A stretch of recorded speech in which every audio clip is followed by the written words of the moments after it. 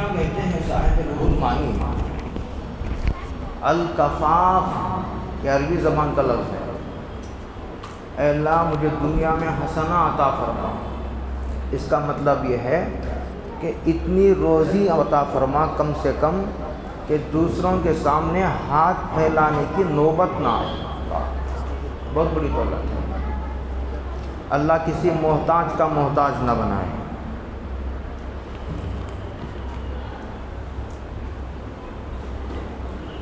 اور اگر کبھی آ جاتی ہے تنگی، بعض لوگوں کو اللہ اتنا دیتے ہیں کہ وہ ایک ایک آدمی پورے خاندان کے لیے کافی ہو جاتا ہے، اتنا دیتے ہیں۔ اور بعض لوگوں کو اتنا دیتے ہیں کہ 1 روپیہ نہ زیادہ نہ 1 روپیہ کم۔ ان اللہ یبسط الرزق لمن یشاء یقدر، مولانا گیلانی کا یہ کہنا ہے، علماء کے لیے عرض ہے کہ یقدر کے معنی ناپ تول کر، نہ کم نہ زیادہ، جو آیا گیا ختم۔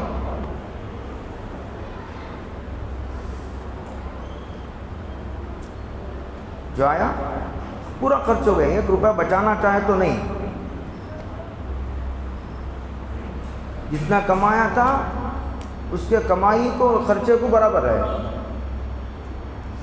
ایک کسی نئے شاعر کا ایک شعر ہے، وہ کہتا ہے فاقہ کشی پسند ہے، فاقہ کشی اتنا تو دے مجھے، شرمندگی نہ ہو کسی مہمان کے سامنے۔ مہمان آ گیا تو کچھ نہیں گھر میں کھلانے کا، ایسا نہ ہو۔ یہ کفاف اب ایسا ہوتا ہے کبھی کہ آدمی تنگی میں مبتلا ہو جاتا ہے، کبھی کوئی بات پیش آ گئی، پیسوں کی ضرورت پڑ گئی، تو میں آپ کو ایک راز بتاتا ہوں، آپ اسے توجہ سے سنیے۔ اگر ہم مدرسوں میں نہ آتے تو شاید دنیا میں کوئی یہ راز بتانے والا نہیں تھا۔ یہ راز مدرسوں میں بتایا جاتا ہے۔ کیا ہوتا ہے کبھی ایسے حالات آدمی پر آ جاتے ہیں کہ اس کی آمدنی کم ہے، خرچہ زیادہ ہو گیا، ماں بیمار ہو گئی، بچہ بیمار ہو گیا، بیوی بیمار ہو گئی، کوئی حادثہ آ گیا، آ پڑا۔ مصیبت مانگنا تو نہیں چاہیے آدمی کو، بڑی جرت کی بات ہے، جسارت کی بات ہے۔ آ گئی تو صبر کرنا چاہیے، زبان پر شکوہ نہیں۔ صبر جمیل اسی کو کہتے ہیں کہ ایسا صبر کرے کہ شکوہ نہیں۔ فاصبر صبرا جمیلا، سلام ہو عبد القادر صاحب دہلوی رحمۃ اللہ علیہ کی فہم قرآن پر۔ انہوں نے دوسرے پارے میں ایک آیت ہے، الذین اذا اصابتہم مصیبہ، اے اللہ اگر مصیبت، یہ وہ لوگ ہیں کہ مصیبت آ گئی تو صبر کرتے ہیں، مانگتے نہیں مصیبت، اور نہ مصیبت کے حالات پیدا کر لیتے ہیں، مصیبت مول لیتے نہیں۔ اذا آپ پکڑی تو، عجیب ترجمہ کیا ہے۔ اسی لیے بعض بزرگوں کا یہ کہنا ہے کہ اگر قرآن مجید اردو میں نازل ہوتا تو عبد القادر دہلوی کے زبان میں نازل ہوتا، اتنا ٹھیک ترجمہ۔ تو الکفاف اگر کبھی آ پڑی تو لوگوں کے سامنے ہاتھ پھیلانے کے بجائے اللہ کے سامنے درخواست ڈالنے کا مزاج پیدا کرو۔ مولانا یوسف صاحب لدھیانوی رحمۃ اللہ علیہ پاکستان کے بہت بڑے مفتی اعظم تھے، وہ فرمایا کرتے تھے کہ رات کے اندھیروں میں اللہ کے سامنے ہاتھ پھیلانے کا مزاج پیدا کرو اور سیکھ لو، اللہ تعالیٰ دن کے اجالوں میں تمہارے کام بنا دیا کریں گے۔ کبھی آ گئی اسی بات تو تم اللہ کے سامنے درخواست ڈالو گے، وہ جس کے دل میں ڈالنا ہے ڈالے گا، تو اس کے 2 فائدے ہوں گے۔ 2 طرح سے دعا کرنے کا ہے، 2 طرح سے اللہ کی مدد آتی ہے، 2 شکلوں میں۔ کبھی ایسا ہوتا ہے کہ میں نے کہا اللہ مجھ پر مصیبت آ گئی، میرے جیب میں تو 1 روپیہ بھی نہیں ہے، اور مخلوق کے سامنے ہاتھ پھیلاتے ہوئے شرم آتی ہے، تو اللہ کیا کرتے ہیں، کسی کے دل میں ڈالتے ہیں۔ میں نہیں ڈالا، میں نے پوچھا نہیں، اللہ نے ڈالا، تو وہ آدمی اس کی خدمت کرتا ہے۔ ایک طریقہ یہ ہے۔ دوسرا طریقہ یہ ہے کہ اس کے دل میں تو نہیں ڈالا، تو آخری جو راستہ بچ جاتا ہے وہ قرض کا ہے۔ یہ قرض کا راستہ عزت کا راستہ ہے۔ آدمی سے کہو تو 4 پیسے دے، تو 4 پیسے دے، تو 10 روپے دے، تو 10 روپے دے، اس طرح مانگنے کے بجائے سب سے آخری صورت قرض کی ہے۔ یہ قرض کا راستہ بھی عزت کا راستہ ہے۔ دعا مانگنے کا ایک اثر یہ ہو سکتا ہے کہ اللہ اس کے دل میں ڈال دے، وہ بلا عوض خدمت کرے، ہدیہ دے دے لا کر۔ دوسرا ایسا ہوتا ہے کہ ہدیہ تو نہیں دیا لیکن تم قرض پوچھنے جاؤ گے تو قرض دے دے گا، ورنہ تو قرض پوچھیں گے تو بھی نہیں ملتا دنیا میں۔ یہ دعا کا اثر ہے۔ یہ والکفاف کی مختصر تشریح ہے۔ حدیث پاک اب سمجھیے، علماء سمجھیں گے، وَمَن يَسْتَعْفِفْ يُعِفَّهُ اللَّهُ، جو آدمی اپنے آپ کو لوگوں کے سامنے ہاتھ پھیلانے سے بچتا ہے، اللہ پھر اس کی عزت پر چادر اڑا دیتے ہیں، اس کا بھانڈا نہیں پھوڑتے ہیں۔ عجیب الفاظ ہیں حدیث کے۔ جب پہلی مرتبہ حدیث پڑھا رونگٹے کھڑے ہو گئے۔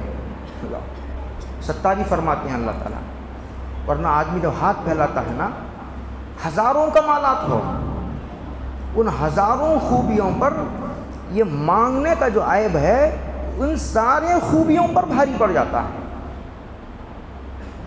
اس کے سارے کمالات پر پانی پھر جاتا ہے۔ یہ یاد رکھنے کی بات ہے۔ ہمارے حضرت کی خصوصی ڈائری ہے، بہت پہلے مجھے حضرت نے سنایا تھا۔ حضرت کی خصوصی ڈائری میں بہت ساری باتیں لکھی ہوئی ہیں۔ اس میں ایک بات یہ لکھی ہوئی ہے کہ میں نے جب سے لوگوں کے سامنے اپنی ضرورتیں رکھنا چھوڑ دیا ہے، بادشاہوں جیسی عزت ملی ہے۔ کیسی عزت؟ ہے نہیں کچھ جیب میں، مریں گے تو کفن کے لیے بھی پیسے نہیں ہیں، مریں گے تو کفن باندھ کر میدان میں کام کر رہے ہیں علماء، لیکن مریں گے تو کفن کے پیسے بھی نہیں ہیں کپڑے کے، لیکن عزت بادشاہوں جیسی ہے۔ یہ نہ مانگنے کا صلہ ہے دنیا میں۔ دوسرا، المرأۃ الصالحہ، نیک بیوی۔ اے اللہ مجھے دنیا میں حسنہ عطا فرما کا مطلب یہ ہے کہ اللہ مجھے نیک بیوی دے۔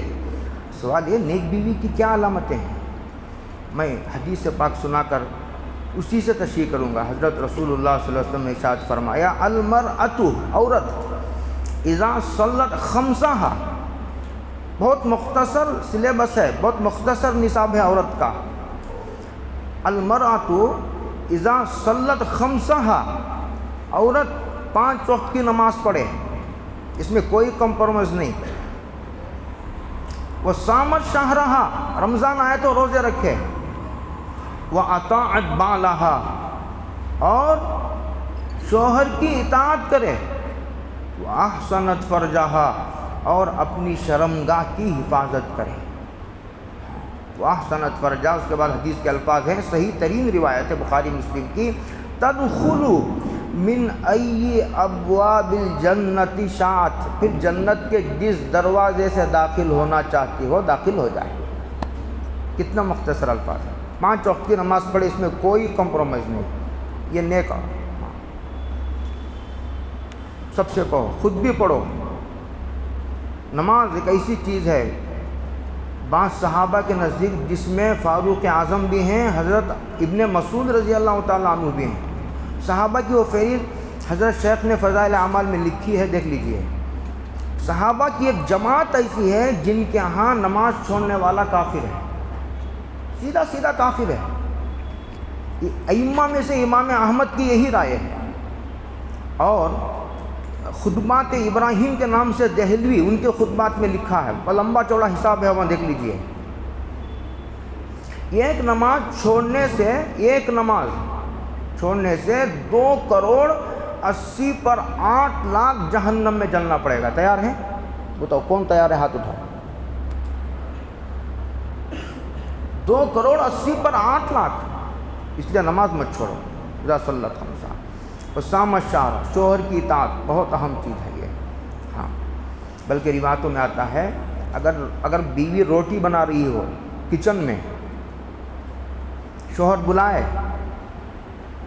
تو روایتوں میں آتا ہے کہ وہ اپنا کام چھوڑ کر وہ آف کر کے اسٹو، وہ شوہر کے بلانے پر لبیک کہے۔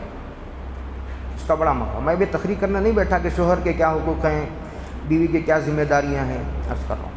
آگے فرمایا جب شوہر گھر سے جائے تو اپنی شرمگاہ کی حفاظت کرے۔ قرآن مجید میں ہے حافظات للغیب، جب شوہر گھر سے جائے تو اپنی عزت کی، آبرو کی حفاظت کرے.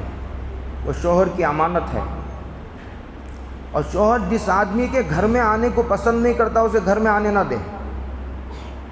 2 باتیں ہو گئی. اور بچوں کی حفاظت کرے، گھر کی حفاظت کرے، شوہر کی مال کی حفاظت کرے. حضرت رسول اللہ صلی اللہ علیہ وسلم کی مجلس چل رہی ہے. حضور نے ایک بار پوچھا، اس میں حضرت علی بھی ہیں، داماد ہیں. پوچھا بتاؤ بھائی عورت کی سب سے بڑی خوبی کیا ہے؟ صحابہ ایک دوسرے کا منہ دیکھنے لگے. ایک دوسرے کا اتنا آسان نہیں تھا نا کہ جو جی میں آیا بول دو. تو مجلس ختم ہو گئی.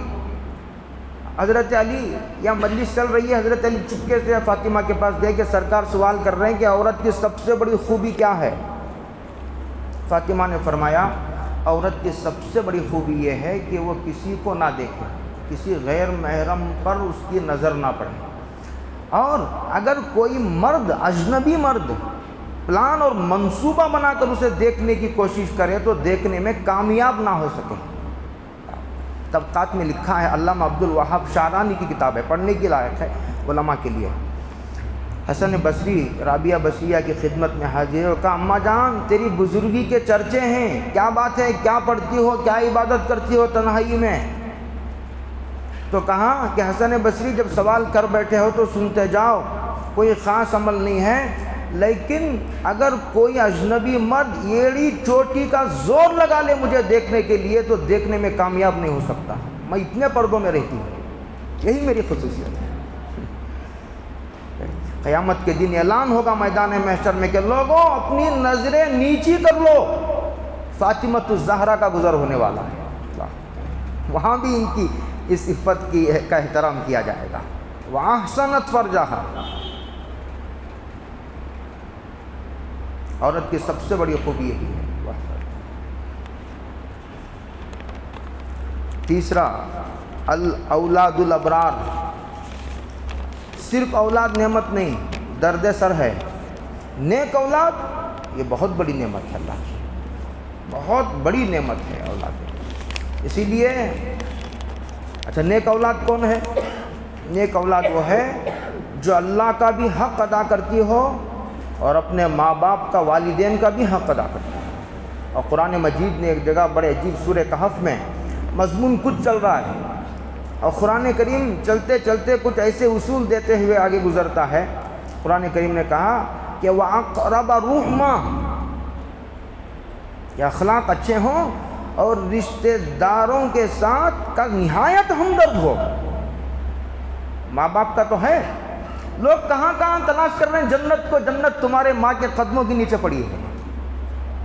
حضور نے فرمایا الجنت تحت اقدام الامہات، اور باپ تمہارے جنت کا دروازہ ہے. کہاں کہاں تلاش کر رہے ہو؟ جنت تو تمہارے، جنت کا راستہ تمہاری ماں کے پیروں سے ہوتے ہوئے گزرتا ہے. الاولاد الابرار، ایسی اولاد بہت غنیمت ہے. اس کی ماں باپ کو بھی قدر کرنی چاہیے اور بچوں کو جو ہے ماں باپ کی خدمت کر کے دعائیں لینی چاہیے. حدیث پاک میں آتا حضور نے فرمایا بروا آباءکم تبروا ابناؤکم، تم اپنے ماں باپ کے ساتھ حسن سلوک کرو، تمہارے بچے تمہاری قدر کریں گے. عجیب بات حضور نے ارشاد فرمائی، بروا آباءکم تبروا ابناؤکم. اس کے بعد المال الصالح، بس اولاد الابرار لمبی تشریح کریں گے، ایک ہی آیت میں 3-4 دن ہو جائیں گے. مال یہ انسان کی ضرورت ہے، اس کے بغیر آدمی کا کام نہیں چلتا. حلال مال، یہ جھوٹ بولنے پر آدمی کو 50,000 زیادہ مل سکتے ہیں، آدمی قریب نہ جائے. سود نہ لے، رشوت نہ لے، آدمی جھوٹ بول کر دھوکہ دے کر نہ کمائے، کم تول کر آدمی نہ کمائے. حلال مال یہ نعمت حدیث پاک میں ہے، نعم اللون علی التقوی المال، متقی کا بہترین مددگار و مال ہے. اس کے بعد فرمایا العلم والعبادہ، علم اور عبادت ہے. ہاں اور بھی 5 ہیں، 16 منٹ ہو رہے ہیں، 15 منٹ کا ہی وعدہ ہے، اور 5 بھی ہے. ایک اور بات عرض کروں گا. علم قرآن کریم کے پڑھنے سے معلوم ہوتا ہے کہ ہر انسان جاہل پیدا ہوا. کیا پیدا ہوا ہے؟ واللہ اخرجکم من بطون امہاتکم. آگے فرمایا لا تعلمون شیئا، تم اپنی ماں کے پیٹوں سے اللہ نے تمہیں اس حالت میں نکالا ہے کہ تم کچھ بھی نہیں جانتے تھے. جاہل مطلق. اسی لیے جب قرآن مجید میں پہلی وحی نازل ہوئی مکے میں، جبل نور کے غار حرا میں پہلی وحی نازل ہوئی، تو اس میں یہ نہیں کہا گیا نماز پڑھو، روزہ رکھو، زکوٰۃ دو، حج کرو، یتیم خانے بناؤ، سرائے بناؤ، لنگر چلاؤ، بھوکوں کو کھانا کھلاؤ، پیاسوں کو پانی پلاؤ، ننگوں کو کپڑا پہنو. نہیں، یہ کہا پڑھو تو پتہ چلے گا کیا کرنا ہے کیا نہیں کرنا ہے. کون پڑھے گا؟ کہ سب کو پڑھنا ہے، چھوٹے کو بھی، بڑے کو بھی، جوان کو بھی، بوڑھے کو بھی، اور مرد کو بھی، عورت کو بھی، سب کو پڑھنا. علم دنیا کی سب سے بڑی عزت ہے، اور جہالت دنیا کی سب سے بڑی ذلت ہے. اللہ ہم سب کو جہالتوں کی ذلتوں سے نکال کر علم کی عزتیں عطا فرمائے. حضرت سلمان فارسی کو جانتے ہیں؟ سنا کبھی نام؟ جب ایمان لائے تو ان کی عمر 200 سال تھی. کتنی تھی؟ 200 سال تھی سلمان فارسی کی عمر جب ایمان قبول کرے. 200 سال کی عمر میں حضور کے مدرسے میں داخلہ لیا تھا. کوئی شرم کی بات نہیں. لا یتعلم، شرم کرنے والے کو بھی علم نہیں آتا. حضرت مجاہد کا کہنا ہے، حضرت ابو ہریرہ کے جلیل القدر شاگرد ہیں، اور یہ کہتے ہیں کہ تکبر کرنے والے کو علم نہیں آتا. شرم کرنے والی، شرم کی کیا بات ہے؟ جو معلوم نہیں پوچھ کر معلوم کر لو. علم 3 راستوں سے آتا، یا پڑھ کر، یا سن کر، یا پوچھ کر. حضرت ابن عباس سے کسی نے پوچھا حضرت آپ تو چھوٹے صحابہ میں ہیں، اتنے بڑے عالم کیسے بن گئے؟ بِأَيِّ شَيْءٍ تَكُونُ عَالَمَ النَّاسِ، کس چیز نے آپ کو بڑا عالم بنایا؟ تو انہوں نے اپنی زبان نکال کر کہا مِن لِسَانٍ سَئُولٍ وَقَلْبٍ فَہُولٍ، کثرت سے سوال کرنے والی زبان نے مجھے بڑا عالم بنا دیا. سوال کرتا تھا اور غور کرتا تھا. ہاں، شرم کی کیا بات ہے؟ منافقین کی ایک صفت بیان کرتے کرتے قرآن نے عجیب بات کہی ہے. بات ختم کروں گا، آپ گھبرائیے نہیں. قرآن نے کہا سمن بکمن عمیون. دوسرے پس منظر میں کہا ہے، بعض مفسرین نے اس کے ذیل میں لکھا ہے سمن، بہرے، سنتے نہیں. اور آج بھی غور کر لیجئے پوری دنیا پر جو منافق ہیں جن کے دل میں نفاق ہے، آج بھی علماء کے مجلس میں نہیں آتے ہیں، اس لیے محروم ہیں. جب بھی منافقین حضور کے مجلس میں نہیں آتے تھے، آتے تھے غور سے نہیں سنتے تھے. کافر نہیں آتے تھے مجلس سے، انہوں نے انبیاء کبھی نہیں سنا. اور آج بھی جن کے دل میں نفاق ہے وہ آج بھی علماء کے مجلسوں میں نہیں آتے، آتے سنتے ہی نہیں. سمن، یہ منافقوں کا مزاج ہے، وہ نہیں سنتے. بکمن، پوچھتے بھی نہیں، پوچھ کر بھی نہیں. پوچھیں گے تو ہر چیز کو علماء حرام کہہ دیں گے. نہیں، ایسا نہیں ہے. علماء دریا دل ہوتے ہیں، جہاں تک گنجائش ہوتی ہے وہ گنجائشوں سے کام لیتے ہیں. جب گنجائش ہی نہیں ہے تو کیا کریں گے؟ وہ ہاں حرام کو حلال کہہ دیں گے. حرام کو حلال بنا دو، حلال کو حرام بنا دو. علماء کے ہاتھوں میں تھوڑی ہے، جو لکھا ہوا وہی بتائیں گے، ان کو اپنی طرف سے کہنے کی کوئی اجازت نہیں ہے. تو میں کیا کہہ رہا تھا؟ سمن بکمن عمیون، اور خود بھی دیکھنے کی، پڑھ کر سمجھنے کی صلاحیت نہیں.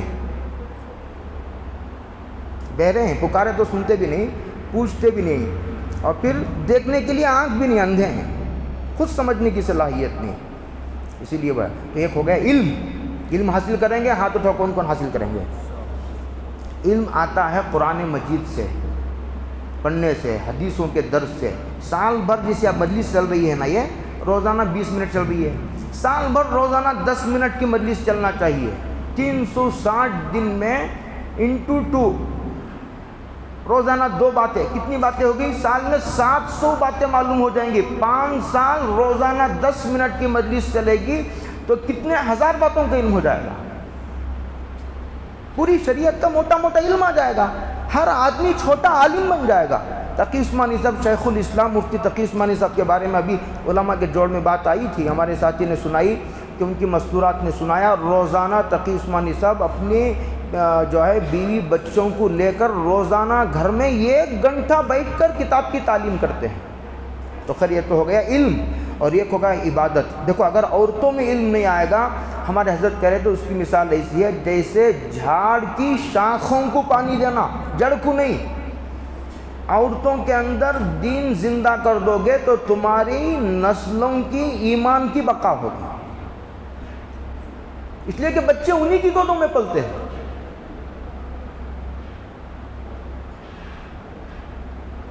ایک حضرت عمر رضی اللہ تعالی عنہ کے زمانے میں ایک باپ نے اپنے بچے کی شکایت کر دی۔ حضرت عمر کے زمانے میں حضرت نے بلایا بچوں کو، بھائی تیرا باپ کیس درج کیا ہے، شکایت پہنچی ہے، کیا بات ہے؟ کیا فلاں سنا کہ تو بات نہیں مانتا، نافرمانی کرتا ہے۔ کہا بلاؤ ابا کو، ابا سامنے۔ کہا پوچھو ابا کو، کیا بچے پر ہی باپ کے حق ہیں یا باپ پر بھی کوئی حق ہے بچے کا؟ پوچھو اس نے جس عورت سے شادی کی ہے وہ کون ہے؟ حضور نے حدیث میں فرمایا شادی کا جب انتخاب کرو تو بیوی کا نہیں، ہونے والی بچے کی ماں کا انتخاب کرو۔ عجیب جملے، میں اب نہیں اس کی تشریح کرتا، ہے مختصر مجلس ہے۔ پوچھو کس سے شادی کی ہے، اور پوچھو اس نے جو نام کیا رکھا ہے۔ اس نے جو نام رکھا ہے اس کا اردو میں ترجمہ یہ بنے گا کہ گو کا کیڑا، گوبر کا کیڑا، نام بھی نہیں رکھنے آیا۔ اور تیسرا پوچھو اس نے مجھے اب تک کیا سکھایا ہے۔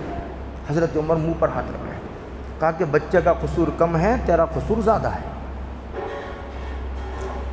ایک ہو گئے علم، اس کے بعد عبادت۔ ایک آدمی کو علم ہے عبادت نہیں، ایک آدمی کے پاس عبادت ہے علم نہیں، اور ایک آدمی وہ ہے علم بھی نہیں عبادت بھی نہیں۔ انشاءاللہ صراط الذین انعمت علیہم کے بعد غیر المغضوب علیہم ولا الضالین آ رہا ہے۔ یہ جب آیت ختم ہوگی اس کے بعد اس کی تشریح کروں گا، اہدنا الصراط المستقیم سے ولا الضالین تک، وہاں اس کی تفصیل کروں گا۔ اللہ عمل کی توفیق عطا فرمائے۔ وآخر دعوانا